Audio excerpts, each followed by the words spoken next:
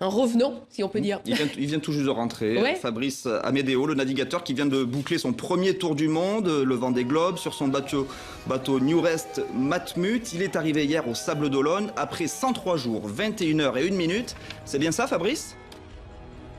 Nous Pour l'avons au téléphone. l'aventure du Bon. Globe avec une belle arrivée hier au Sable d'Olonne. Bonjour Fabrice, merci d'être avec nous. Bonjour. Donc, en direct, vous êtes depuis les Sables d'Olonne. Vous êtes assis là, mais est-ce que ça tangue?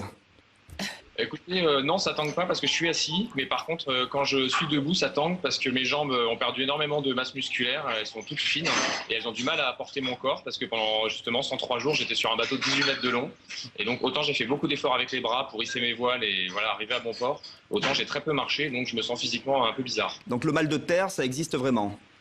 Le mal de terre, ça existe un petit peu, c'est l'oreille interne au début qui a du mal à équilibrer. Et on bouge un peu, notamment la nuit dans le lit. Ça peut arriver de se réveiller et d'avoir l'impression d'être encore sur un bateau qui bouge. Mais là, il y a un vrai phénomène musculaire en fait, avec les muscles qui sont devenus tout fins. Et là, je me sens particulièrement affaibli. Il va falloir que je refasse un peu de sport pour reprendre une vie de terrien.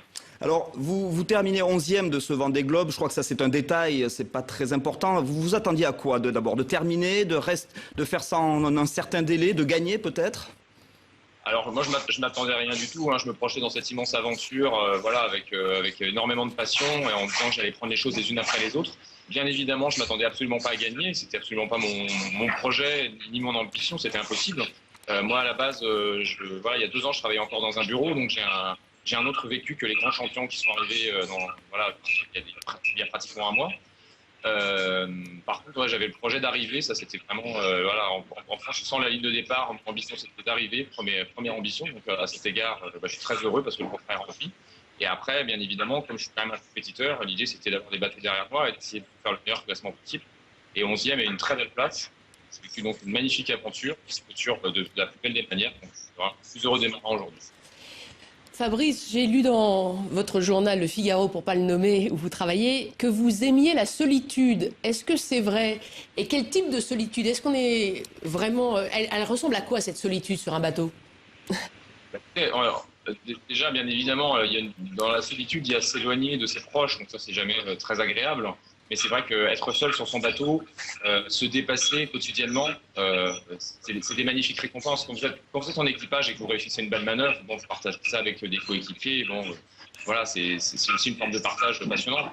Mais être dans le challenge et réussir à faire seul quotidiennement pendant 100 jours, ce que normalement font plusieurs personnes sur un bateau, c'est vraiment, il y a un engagement et c'est absolument magique, hein.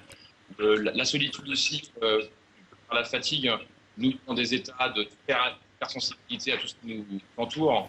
Les couchers de soleil sont encore plus beaux, on est fatigué, voilà, la mer, des couleurs belles. Une expérience très très riche, très, très riche. Fabrice, vous avez passé le Cap Horn après 70 jours de navigation. Qu'est-ce que vous gardez de ce moment-là? Brièvement, s'il vous plaît. De ce moment-là, je garde une tempête pendant une journée, 55 nœuds, donc 100 km/h, et le soir, le vent qui se calme, le soleil, un magnifique coucher de soleil, des nuages qui deviennent roses, les montagnes de Patagonie et le Cap Horn qui arrive, et donc une magnifique récompense de l'océan. Très bien, Fabrice. Encore bravo, Fabrice. Bravo. Et puis vous partez aussi en 2020. Dernière question. On vous attend? J'y compte bien. J'ai 4 ans pour préparer le prochain Vendée Globe. Merci en tout cas.